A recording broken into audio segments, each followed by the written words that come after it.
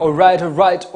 It's right about time for Select News. And of course, I come to you handy with all the information in the current affairs domain, be it news that is trending as of today, and all that you need to know around you this evening, coming to you live all the way from Buziga Hill. You can join us on all our social media platforms where we're streaming live, be it Facebook, Twitter, Instagram, whichever platform that you're on, but also mainstream media. You can join us and also follow closely with current affairs and what is transpiring right there. But before we go into Select News tonight, we look at the headlines, and I'll be back with more. Top on Select News tonight, Electoral Commission Chairperson Justice Simon Byabakama meets verified presidential candidates ahead of next week's presidential nominations. And corrupt land chiefs to be punished by the Buganda Kingdom as financial statistics indicate arrears by Bugandese tenants. And in the world of sports, we bring you details of FIFA women football clubs who are channeled to receive COVID-19 relief grants.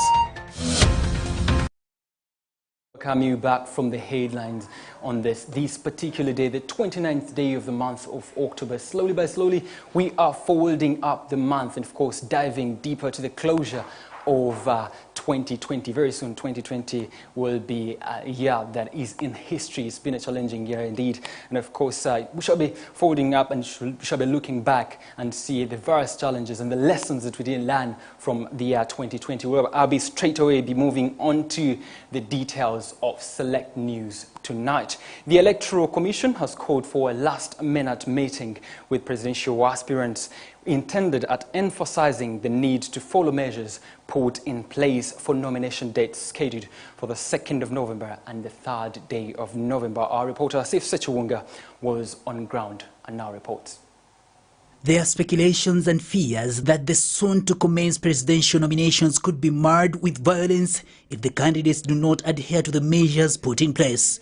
Among the measures is the rule of the number of people to attend the nominations, the duration of nomination, and number of cars to be used. The access to the venue, to the nomination venue, and emphasize the need to observe the SOPs. We also emphasize that each aspirant will be limited to 10 persons, including the aspirant, escorting them into the nomination venue. The aspirant's entourage, including himself, 10. It comes as a no surprise to many that violence is expected with such rules. The meaning of Uganda politics changes. A country that is used to loud music and mammoth of crowds escorting their candidate of choice. These measures seem like a letdown. The nomination processes, people are going on about their normal day-to-day activities, so the roads should have as little disruption as possible. And we therefore urged them to ensure that they refrain their supporters from creating convoys and processions along the roads. But at 12,202 COVID-19 cases, there is need to worry. Justice Simon Byabakama addressed the issue of crowds and social distancing. To the rationale of carrying out the COVID tests, but we say it was for their own good. We don't want them to come with people who might probably be positive, and then if the candidate picks up the virus, you're going to confinement or quarantine when the rest of your colleagues are busy campaigning. So we emphasized it was for their own good, but not to hinder them or to obstruct them from participating meaningfully in the exercise.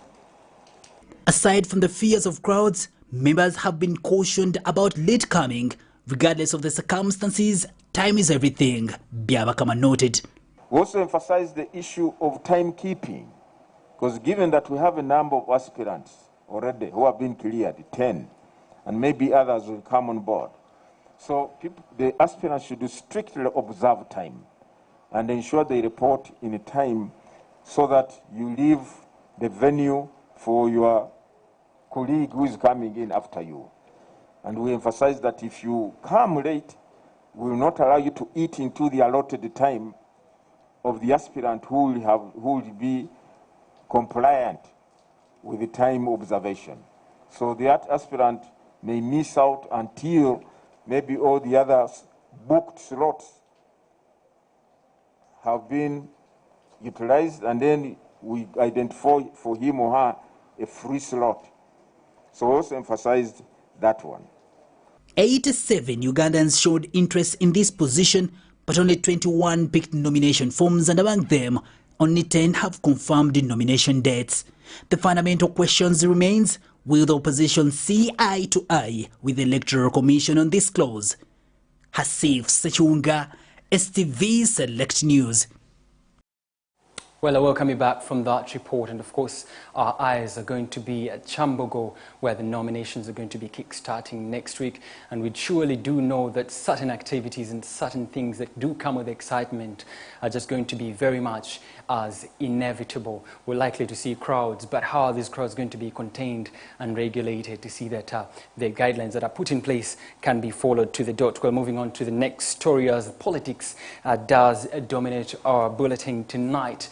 At the initiation of the political season, the Electoral Commission, headed by Justice Simon Byabakama, today met all the verified presidential aspirants to deliberate on a way forward in regards to an elaborate, detailed nitty-gritties of following the issued nomination guidelines. Presidential nominations are scheduled to start on the second day of the month of October and the third day of the month of October, or rather November, that is Monday and Tuesday next week, respectively. We'll take a look at this report.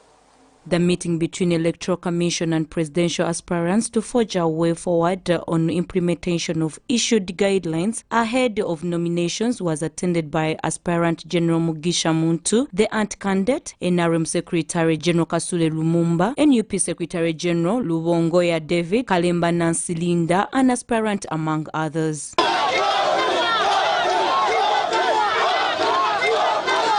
According to attendees, some of the points of focus discussed were the number of days the campaigns would take, which they dismissed, saying they are not enough, communication of presidential voting day, among others. Waiting for the nominations on Monday and Tuesday, we were trying to understand the rationale behind some of the guidelines which have been brought up of recent, like the guideline of the 70. We have asked them to go and discuss that. General Mugisha Mintu says the 70 people maximum town hall gathering guidelines is unfair, adding that the number is not enough, considering the aspirants will have to converse the entire country in a limited time frame. Candidates and the technical people in the Ministry of Health.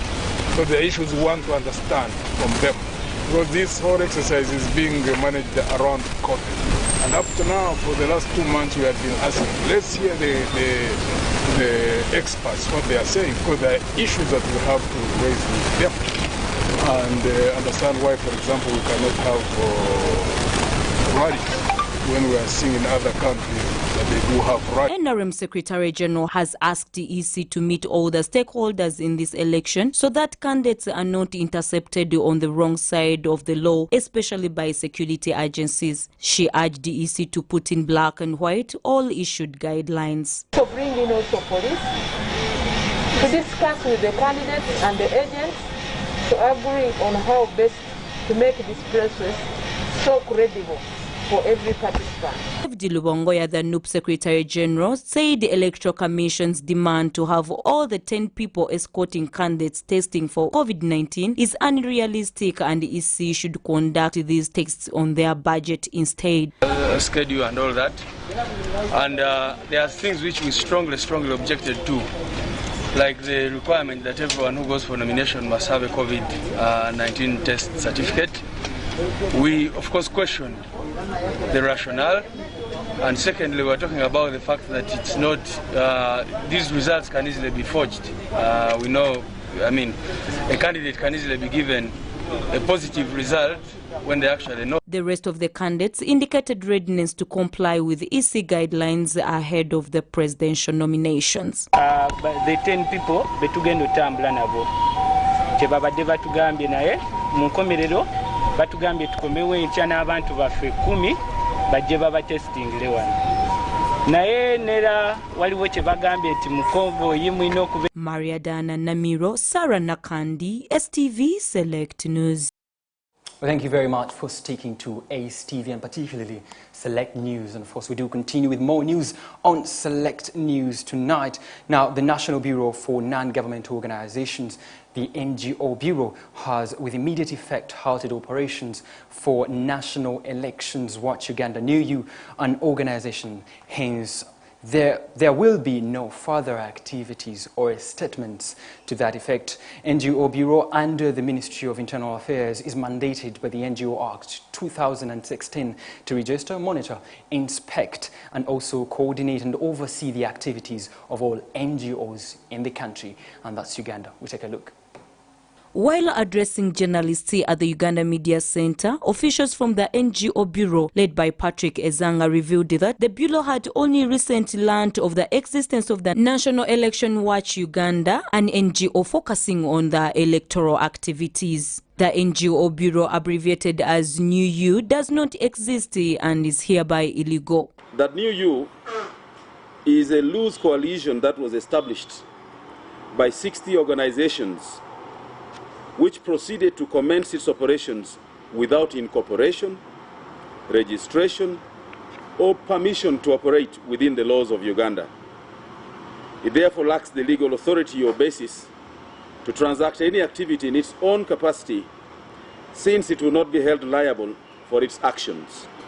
Ezanga adds that New You is a loose coalition established by 60 organizations which have proceeded to commence with their operations without incorporation, registration and permission to operate within the laws of Uganda. He further states that whereas Uganda National NGO Forum and other organizations are valid and accredited by the Electoral Commission to act as observers, New You has not been accredited.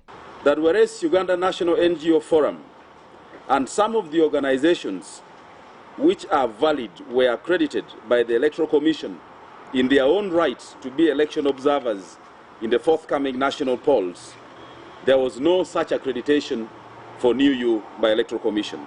Ezanga called upon both stake and non-stakeholders to be cognizant of this and avoid having any engagements with the organizations that have not legalized their status. Strongly cautions NGOs that are not registered with the NGO Bureau and therefore do not appear in the National NGO Register, which is published every week on Monday on the link www.mia.go.ug/resource/downloads and proceed to operate without legalizing their status under the relevant laws of Uganda. In the same way, the Executive Director of Center for Constitution of Governance, Sarah Bireta, responded to the NGO Bureau reactions. The Bureau cannot suggest that in order for each of our organizations to work together, we need their permission. We do not need it. Secondly, the organizations coming together to observe elections are registered entities and are accredited by the Electoral Commission to observe elections. Okay. So there is nothing illegal we have done. This is not the first time the government of Uganda has come out with a firm hand against the NGOs during the election period. In 2016, the activities of an NGO, the Citizen Coalition of Electoral Democracy, were halted after they were accused of carrying out illegal activities. Maria Dana Namiro, STV Select News.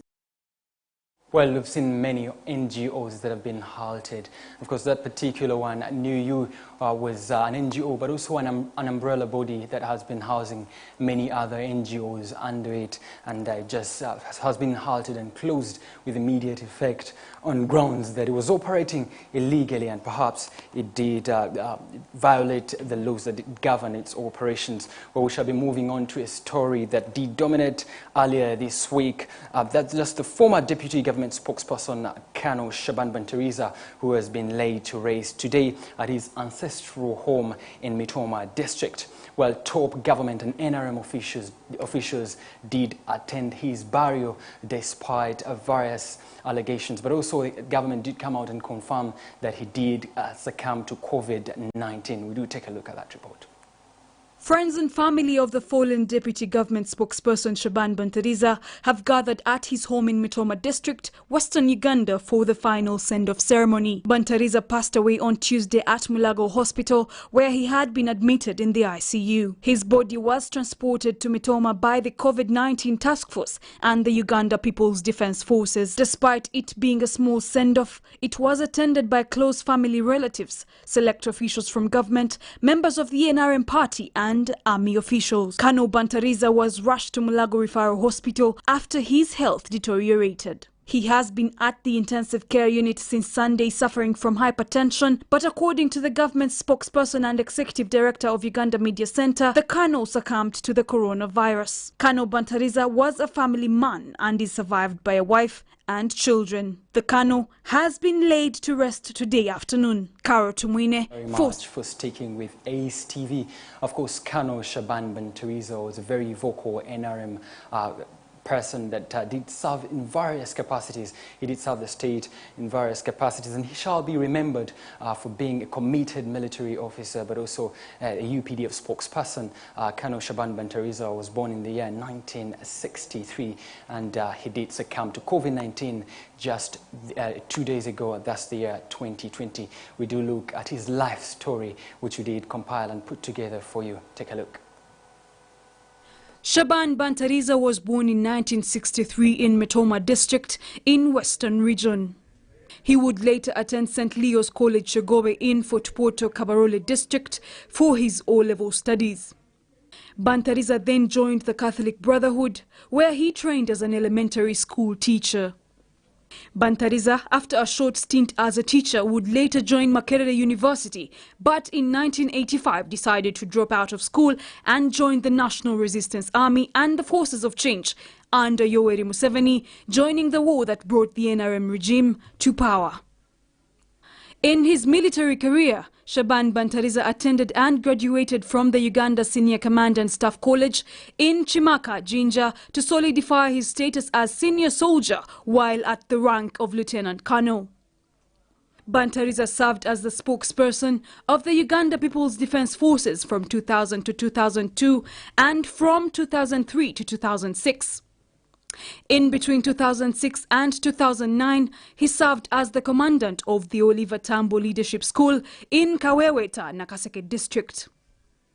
However, on 26 February 2009, he was appointed commandant of the National Leadership Institute in Chankwanzi district until he was relieved of his duties on 7th of October 2011.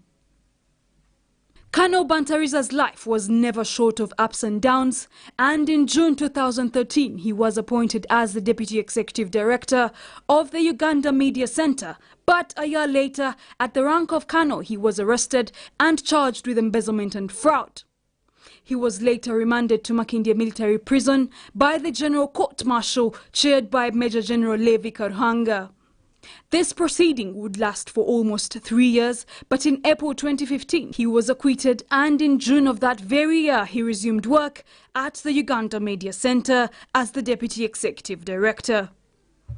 Bantariza retired from the army in 2015 and has been a mouthpiece for the government, appearing on several TV political programs and defending the position of government, especially in countering attacks of members of opposition. To the point of his death, Colonel Shaban Bantariza has been actively executing his duties, and he was rushed to Mulago Referral Hospital after his health deteriorated. He has been at the intensive care unit since Sunday, suffering from hypertension. According to the government spokesperson and executive director of the Uganda Media Center, the colonel succumbed to the coronavirus. Colonel Shaban Bantariza was a family man, survived by a wife and children. Karo Tumwine for Select News. State shall miss your services. Colonel Shaban Bantereza, rest in peace. Well, on this particular note, we shall be going straight away into our COVID-19 updates to see and evaluate how Uganda is standing in terms of numbers. Well, the new cases that were registered on the 28th day of the month of October 2020, that was yesterday, were 434 cases. And of course, the cumulative confirmed cases stood at 12,201. Then the cumulative total number of deaths as of that particular date stood at 108, registering 2 new deaths. Well, the cumulative recoveries stood at 7,461, and the total number of COVID-19 samples that the Ministry of Health has so far tested as of the 28th yesterday stood at 544,657. Well, we do encourage you and continue to remind you relentlessly to continue observing the SOPs. Those are the standard operating procedures. Wash your hands, wear that mask, and continue social distancing as we do encounter and fight the pandemic that has lasted in the country since the month of March, when Uganda did register her very first COVID-19 case. Well, I do appreciate your commitment to watch Ace TV and particularly Select News. And stay with us. We shall go shortly for a short break and continue with more entertaining and informative news stories. Stay with us.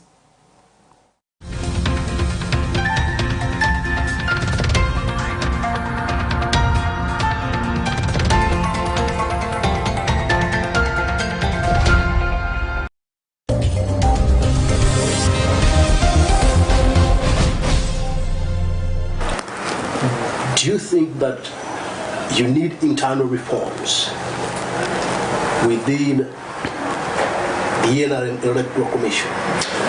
Those are long overdue, I can say. They are long overdue. The Electoral Commission of our party is letting down our party. It's letting down our president. Our president has good intentions for the party, but the people he delegated powers to have failed in their game. We've been time and again before elections, raised those concerns. All that happened, we raised them. We wrote to Mr. Odoi, Professor Tango Odoi, many times, but he was very adamant. And that's what happened. At one time, we almost hesitated not to participate in the elections.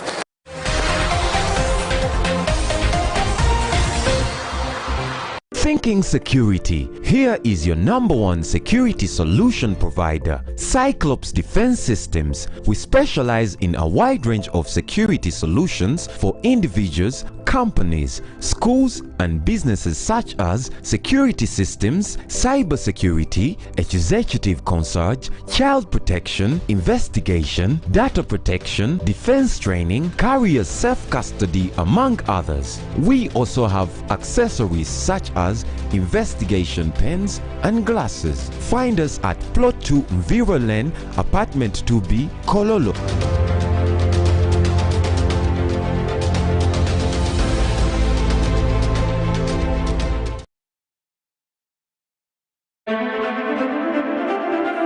Hey guys, you're watching STV, Select for Fun.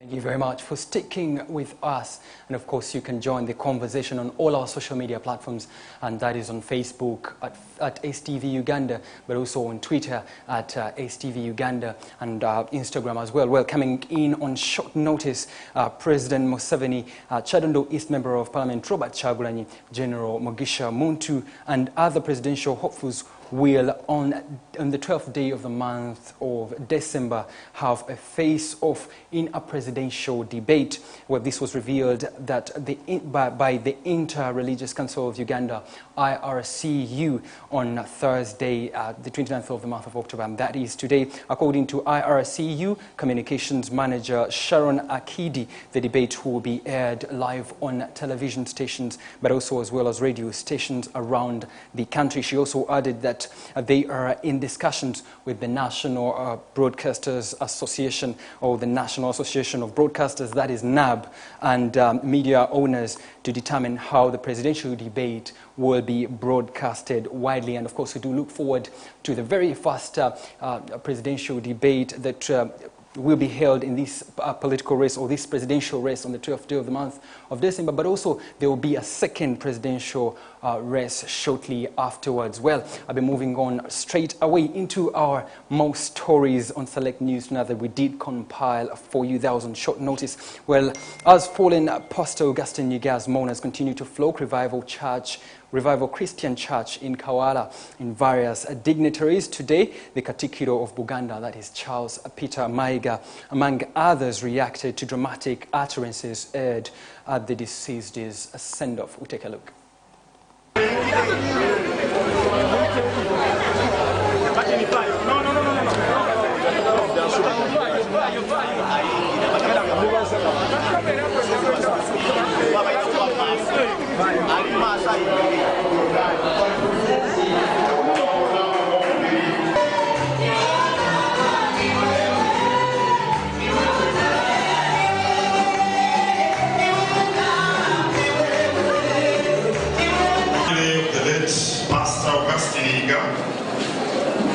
To his friends, to his relatives, and to his followers.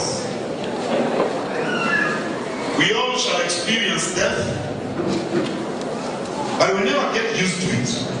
It always comes as a shock, especially to the family, to the friends. And in this place there is a wider family of the followers of the deceased pastor. Please accept our sincere condolences. As many of you here will remember, we spearheaded a campaign called the Top 5 for purposes of creating self-belief within the people of Uganda, so that we may address our needs without expecting assistance from anyone, so that we may initiate solutions to the challenges that we face. Ennaku ze muwadde ziri 10 bwe ziggwako nga teyeetonze agenda kakasa nti mu Kawempe mulimu abakulembeze abalonde, agenda kakasa nti mu Kawempe mulimu empologoma ebeeramu because mwalina kyaki ate mweyayogeredde ebigambo ebinnyinnyinike eri bannamawulire. Nolwekyo bw'ateetonda tugenda kulaba kye tuzzaako ng'abakulembeze ba Kawempe division. Pastor ira okuyimba mwaka gwa 1997 nga tuli mu kibiina kiyitibwa Kampala Music Stars ekya Mukama waffe Livingstone Kasozi. Ono twali bavubuka batono nnyo. Kakati netutandika okuyimba naye yali muyimbi ayiya n'ennyimba naye nga tayagala nnyo byakuyimba, ayagala nnyo byakuwabula n'okujerega abayimbi obubi bwe bityo nga kiri kimu. Nze nno mbudde buno mpalirizibwa n'okwempulira kimenyana nnyo okumuyita pasita, kubanga Yesu Kristo bwe yajja ku nsi kuno yajjirira boonoonyi, teyajjirira balongoofu. Era bw'oba ng'oyagala abantu bonna basiramuke ogenda mu church n'olyoka obakyusa, oyagala bafuuke bakatuliki ogenda mu muzikiti n'obakyusa ne bafuuka bali. Kati Ssennyonga okwefuula Katonda n'atandika okusalira omuntu omusango, ono abadde ne sirimu, n'abadde takola byamagero, n'abadde akola bino, ndabanga ye kati kegamba yakunamye yeeyambudde ensi n'emulaba obwereere bwe. On from that report, Buganda Land Board has laid strategies in a deliberate effort to preserve and protect cultural properties belonging to Buganda Kingdom. According to Buganda Land Board, Buganda Kingdom properties have been encroached on lately. We'll take a look at this report. Buganda Land Board committee members have converged in a meeting to settle land tenancy rights and obligations among its occupants in Masaka. In attendance was different regional chiefs at sub-county levels. The Kingdom land question was returned to Buganda Kingdom in 2013 by the government in an effort to settle down land grievances.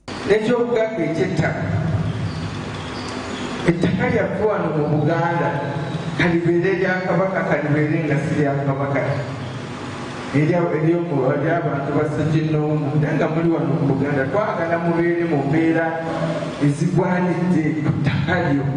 the same note, Mariam Mayanja Nkaluwo, the Buganda Land Minister, called upon the district and headquarters settlers to clear their lease and rent in order to protect the King's land.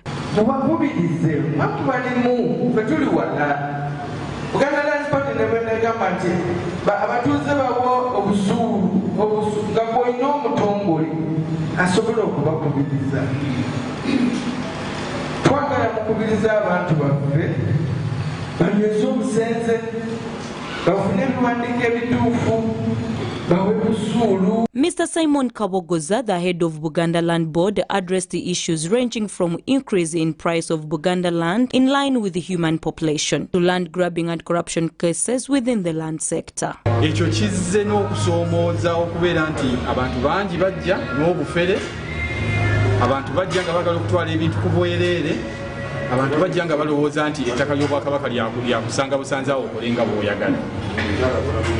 Bw'okwata ebyo n'obiteeka wamu n'embeera y'ensala y'emisango n'obuli bw'enguzi obujjudde mu nsi yaffe, ebyo byonna bituteeka mu mbeera enzibu mwe tukolera emirimu gyaffe.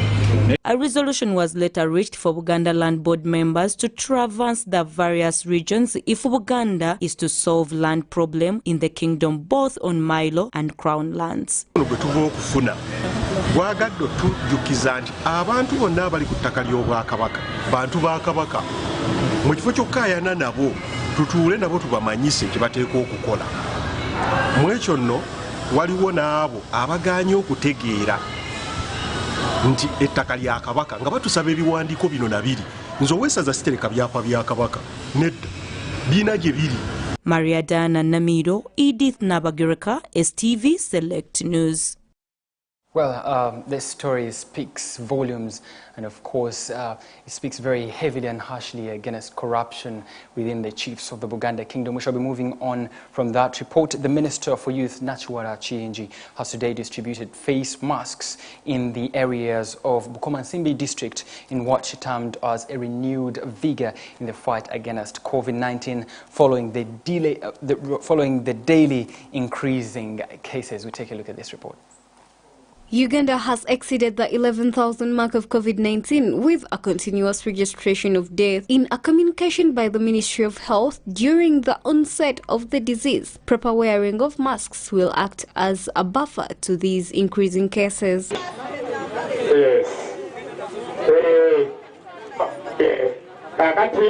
Barely a month ago, the government launched the mask distribution exercise, but that wasn't enough. It has now become a personal initiative for leaders in different districts in ensuring the safety of their voters.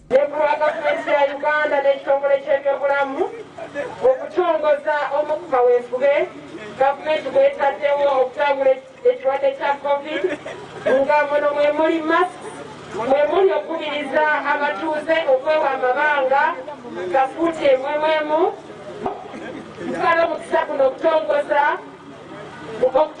omuluka gw'obutalaga ebyalo byonna olwaleero bitwale masiki zino nga biyita mu bakulembeze b'ensi buli muntu yenna ayambale masiki. Joseph Kakoza, chairman Bikasa Sub-County, who received the masks, thanked the minister.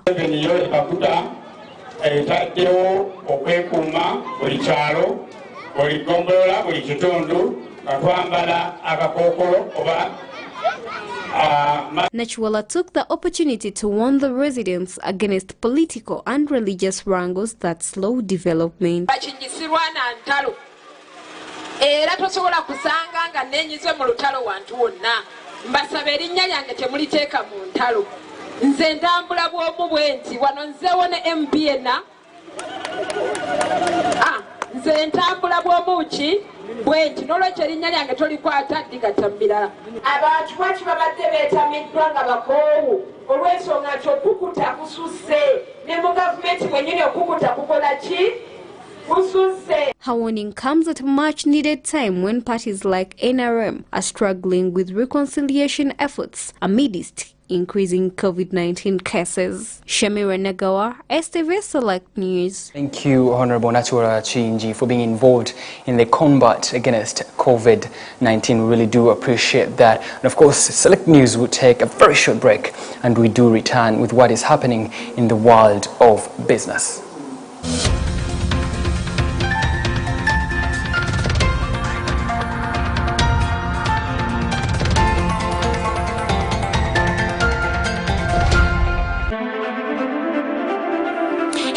You're watching STV Select for Fun.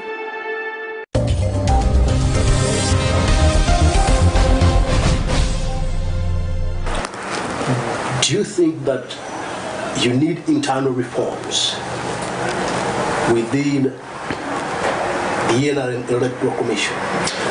Those are long overdue, I can say. They are long overdue. The Electoral Commission of our party is letting down our party. It's letting down our president. Our president has good intentions for the party, but the people he delegated powers to have failed in their game. We've been time and again before elections raised those concerns. All that happened, we raised them. We wrote to Mr. Odoi, Professor Tango Odoi, many times, but he was very adamant. And that's what happened. At one time, we almost hesitated not to participate in the elections.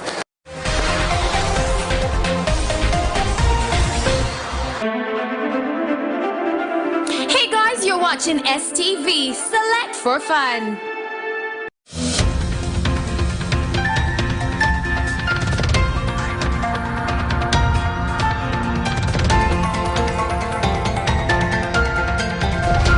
Move to a business segment, and one artist sang and said, money makes life easy.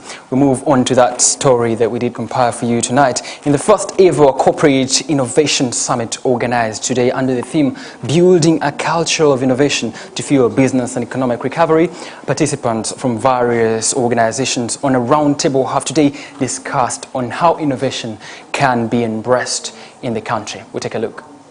Kasa Joanita, the manager of Unilever, says that there is still a big role that has to be played by the organization's leaders, who have to find out what their team members are good at so that they groom them and give them opportunities. That's what I'm saying, it has broken the walls. We have created the environment to know, for people to know. I speak about flex opportunities all the time. When I see a flex opportunity and I have a team member in my team, I will recommend them instantly. I have a team member looking after Sunsilk in London, but seated here, because I know her strength. So I recommended them to that team, and she's doing a Scrum team there, but she's seated here. So it starts with the leadership. You need to recognize that you need to nurture that. Joanita adds that there is need to recognize that there is to be a development in innovation. This requires breaking the hierarchy, and this will help team members to associate with work on issues as they happen. No hierarchy in Unilever. If you walk into Unilever, I dress up, of course, because of my role, because sometimes you're called for a meeting just like that. But guys walking in jeans, I don't care. Just do your job. Yeah? Bro, about everything. We've thrown away the formalities. And that is one of the biggest things that kills talent. Formalities. Why should a salesman will call me by the phone and tells me your national sales manager is not helping me. Chiko Kawanguzi Jaffes, the chairperson of Innovation Village, said the factors that hinder the innovation are the government policies, which most of the times affect the creators and innovators.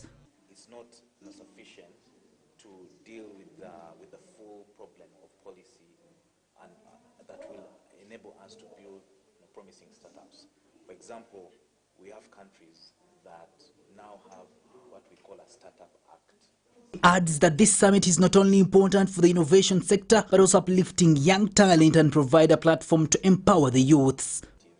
To be able to grow, how does you put in place a policy where a private sector company Innovation, and this can also be in our way of embracing our ecosystem and building an innovative culture. While others think that innovation is about creation of applications and new software, the Innovation Village emphasizes that innovation can come in different ways. Practice to continue to escalate what innovation can do, not just in Uganda, but East Africa and even Africa.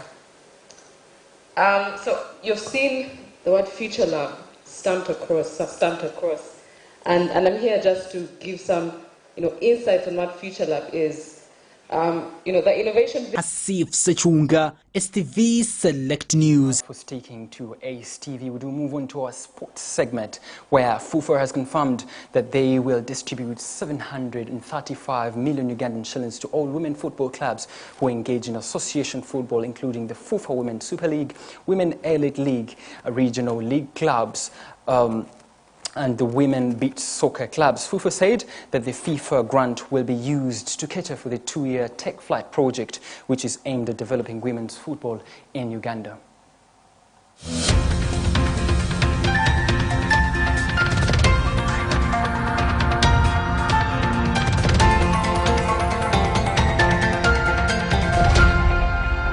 The Federation of Uganda Football Associations, FUFA, has released a breakdown of the FIFA COVID-19 relief grant towards women football clubs.